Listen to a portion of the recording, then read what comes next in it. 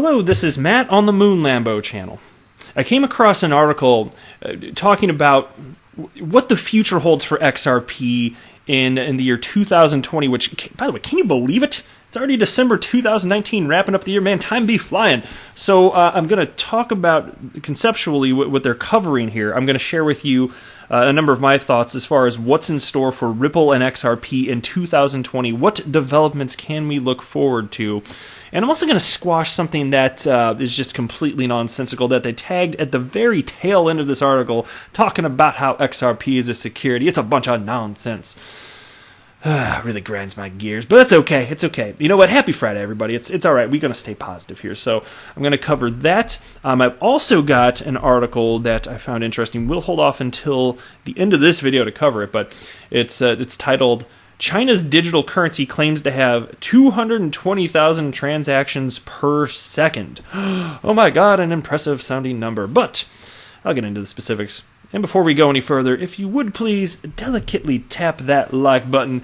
And I'm going to recommend that you get down with your bad self by subscribing to the Moon Lambo channel, where we be partying here every day. It's the right thing to do. So this piece, first one, came from Smarterium. XRP News Today. Top headline for Ripple XRP December 6, 2019. The top 5 cryptocurrencies by market cap recorded major gains during the first half of the year, with Bitcoin recording a surge of over 300%, Ethereum 250%, Litecoin 400%, EOS 300%, and Ripple native token only saw a surge of 78%. And oh my God, you know it's gonna burn my biscuits right there. Ripple doesn't have a native token. Ripple is a fintech company startup in San Francisco. It doesn't have a native token. That makes no sense. By the way, when you hear that only a 78% surge, man, we're spoiled in crypto. You did everything about that. Thinking about the stock market. Adjusted for inflation, what's the S&P gotten since like 1957? Like 8%. So whatever. Anyway, so recording a negative year-to-date return of 40%, XRP investors are perplexed on what could have gone wrong. I don't know that that's entirely true. I think it's fair to say that some people, in every crypto community, so that of course would include XRP community, some don't really have a firm understanding of why all the good news. Look, I'm Moon Lambo. I run a YouTube channel, and of course I'm proud to say I have the stupidest name in the entire XRP community. But with all this good news that I report on every single day, how could the price be going down? Well, it's simply that investors don't know what this is all going to look like. There's a frenzy around a new technology. That's pretty much it. That really is it. But eventually, value will catch up with price catches up with value. And that's what you saw with the dot-com boom and bust too. You saw these crazy valuations with all sorts of companies. Even Amazon was included in that. That stock price got pumped up to close to $100 before cratering down to less than $10. I don't remember the exact figure because I'm just pulling from memory here. But the price got pumped. Nobody knew for sure if Amazon or any of those other companies were going to be winners. Amazon just happened to be one of those. Similarly, that's the type of thing that you're seeing here with XRP. So anyway, 2019 saw the San Francisco company Ripple go into several partnerships to build its ecosystem around XRP and aid the adoption and usage of the coin. The distributed ledger startup in May partnered with Ria Money Transfer, a subordinate of Euronet Worldwide, to power swift global payments. By joining RippleNet, Ria is now able to settle transactions with increased speed, transparency, and efficiency, providing its customers with a better experience. Shortly after the partnership with Ria Money Transfer, Ripple went into partnership with MoneyGram for cross-border payment and foreign exchange settlement. By the way, many Bitcoin maxis out there said that would never happen. Who's going to use... What major company would utilize XRP as a bridge currency? Haters going to hate, man. The partnership is a 2-year agreement that will permit MoneyGram to send money from one currency and instantly received in the destination currency with the help of XRapid. Of course, it's now known as on-demand liquidity, so they got that wrong. But hey, it's crypto media, don't worry. You do what you want, you do you. Lastly, in August, Ripple announced the addition of ZenPay, a UK-based remittance firm, to its leagues of partners for its global settlements platform, RippleNet. The partnership permits ZenPay to aim at new markets like the Philippines, Indonesia, and Vietnam to 8 currencies that were isolated in the past. Now, here's the subheading. I want to talk about this. What the future holds for XRP in 2020. I'm going to share with you what they had to say, and then I'm going to share with you some of my personal thoughts here on this. Most of Ripple's partnerships, according to Brad Garlinghouse, is to help increase the liquidity of both XRP and RippleNet, establishing a better ecosystem for growth. In an official statement by Garlinghouse, he went thus. That's a weird way to phrase it. So could have just written like Garlinghouse stated, but they write, he went thus. Oh, so, all right. I've never seen Garlinghouse go thus before, but hey, cool. Good times on a Friday. So here's him going thus. This year has been our strongest for Ripple yet. In 2019, we've seen continued momentum with customers, growth of RippleNet, and adoption of on-demand liquidity. In just a year since we launched on-demand liquidity, we are already making an impact on the bottom line for our customers. We're excited to continue this momentum into next year and for the expansion of ODL into new markets. 2019 this is back to the article now. 2019 can be said to be the strongest year for Ripple due to its growth and its cross-border payment solution. XRP is set to end the year as the worst performing crypto among the top 5 by market cap. Womp womp. Thanks for throwing that in. Jesus. We're trying to have a good time here on this video, and you're just ruining it with all this stupid nonsense. But look, the truth of the matter is, if your beloved Bitcoin hadn't cratered so damn much, it wasn't so freaking volatile, the rest of the market, including XRP, wouldn't be responding this way. But hey, whatever. Doesn't matter to you, right? So here's what I have to say about this. As far as what to expect in 2020, what I was thinking about was just the fact that when XRapid, now known as on-demand liquidity, went live at the beginning of October of 2018, almost no activity, right? Almost no activity, because they're just launching it, so that makes sense, right? You just got out of the beta version into production. Okay, cool. Fast forward, just about a year later, and we now know that there are 24 customers, as of the last number Ripple stated, 24 customers utilizing on-demand liquidity, of course, which again utilizes XRP as a bridge currency. And that took just a year. Now, what we've found is that as time has passed, the rate at which Ripple is acquiring new customers, whether it's just for the payments portion previously known as XCurrent or on-demand liquidity, that rate is increasing at a notable pace, whereas it used to be getting, they'd state that they get maybe 1 customer a week. Now it's more like they're stating 2 to 3 new customers per week. And it's true that most of those are just utilizing the payment side of this, but that's not because there's not necessarily interest. And for some, fine, there are regulatory concerns, depending on where the banks in question are geographically located. Just local concerns that they just want to make sure everything's in line before moving on board. But the biggest hurdle, of course, is making sure they're liquidity providers, market makers, so that this is all possible. It's like you have to lay the tracks first. And so a couple things here. I do predict, I would predict, it's just a fun guess. This is not a hype channel, and so this is just a for fun type of thing. I don't know this to be a matter of fact. Of course not.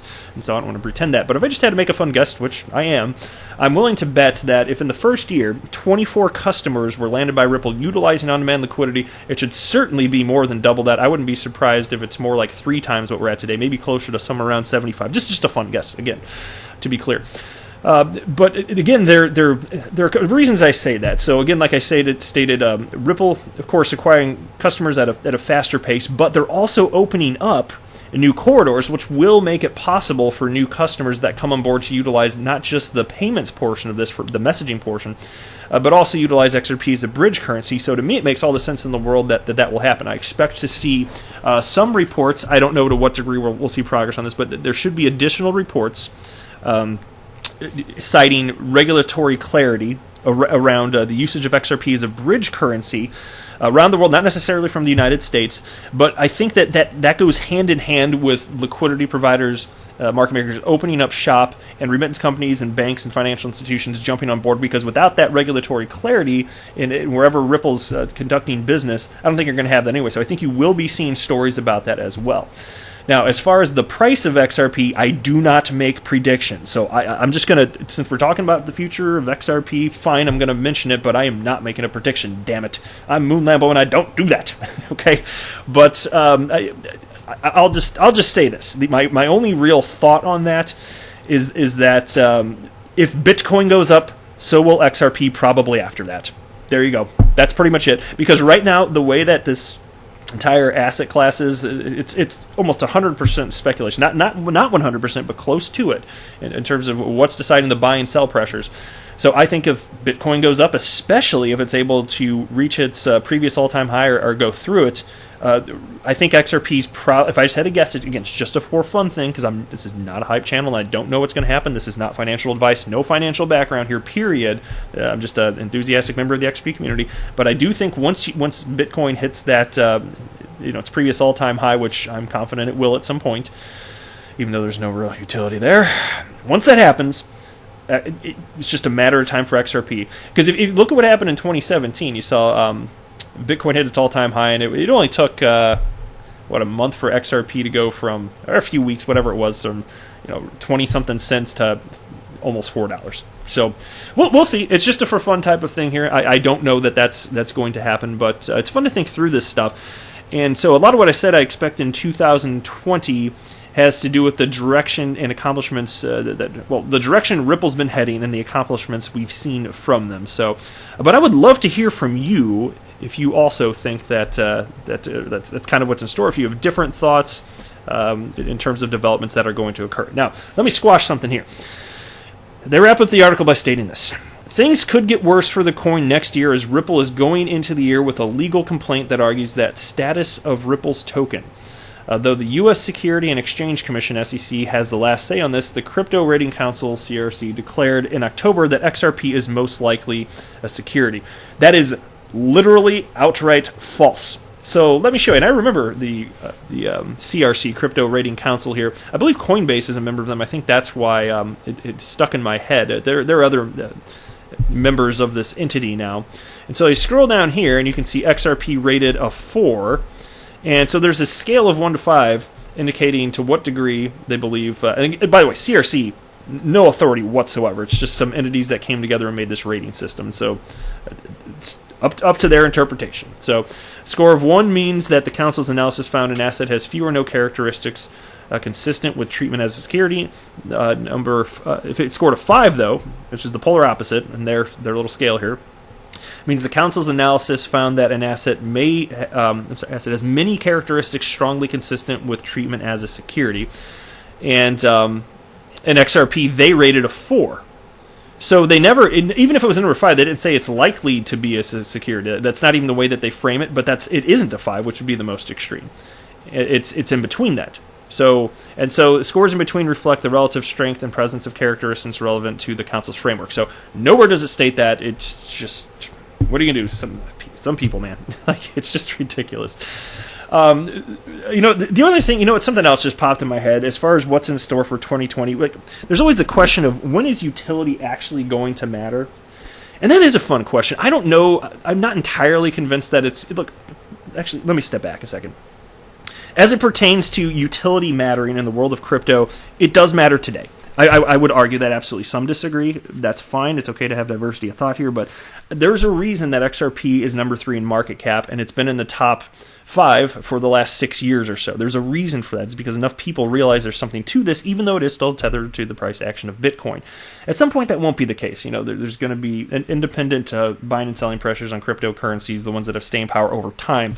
So it's more like, when is XRP going to be untethered? Well, even with a ton of positive developments in 2020, I'm not convinced that that's enough time to pass for people to figure this all out. Maybe that'd be super duper if that happens. I'm just not convinced of it, because to me, in December, the end of 2019, we're in December here.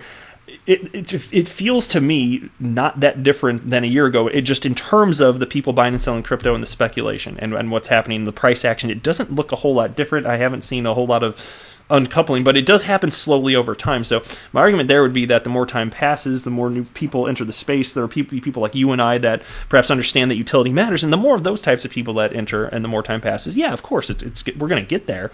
I'm just not convinced we're going to have that complete breakaway in 2020. So will utility, because again, there's going to be more adoption in 2020. That's super bullish. That's great. That's why I'm a long-term holder of XRP. One of the reasons. But is that going to be enough to make the price of XRP go way up? Well, I think it's going to be more likely that if XRP price spikes in the relative future, even if it's 1.5 years out, whatever it is, if that happens, if it does, and that's an if, then I think it's going to be because the whole market's going up in general, and people still will not have figured this all out. There's still going to be a frenzy around it, but that's just my guess. I'm open to other thoughts on that. All right, here's a tweet from Dilip Rao, who is a Ripple employee. He's been around since 2014, and he's retiring to Australia. And he wrote, and I reported on that the other day, but he put out another tweet here. It was he states, flying out to SFO, that's San Francisco, Monday for my last all hands Ripple next week. Expect all 2019 targets will be crushed, setting the stage for a fab 2020 that I will sadly miss, and the year-end bash so I can say goodbye to mates old and new. So, yeah, I always enjoyed hearing from him in interviews and his tweets and stuff, so I just thought I'd highlight that. So we're getting to the end of Dilip here, being active in the world of Ripple. But anyway, wish all the best to him for sure. All right, next article I got from Stone Hodl XRP, so shout out to you, good sir. It's titled, China's Digital Currency Claims to have 220,000 transactions per second. All right, China is looking to use a blockchain-based digital currency to surpass the U.S. dollar in global dominance.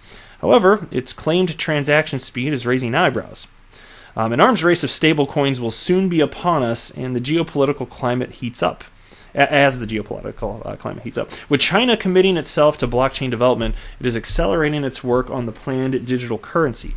According to Chai Yin, a blockchain veteran based in Shanghai, a war of crypto tokens will break out next year. Now, that'll be fascinating, and I still want to... nobody has made... any sort of meaningful case that, not that I've seen at least, maybe there's a case to be made, but I haven't seen a meaningful case explaining why this is an improvement over the way in which fiat currency traditionally moves around. So if somebody can make that case, I am all ears. I completely legitimately mean that. But right now I don't understand fundamentally, and neither does Brad Garlinghouse. He was talking about that very recently in more than one interview, actually, talking about what problem are you really solving, because the U.S. dollar, it already is digital, so add it instead of you can throw a blockchain in there and it does what now? Anyway, a state-backed digital currency will only be able to effectively replace current payment networks if it can scale. China's digital currency, DCEP, claims to solve this problem, but it's unclear how this is how true this is.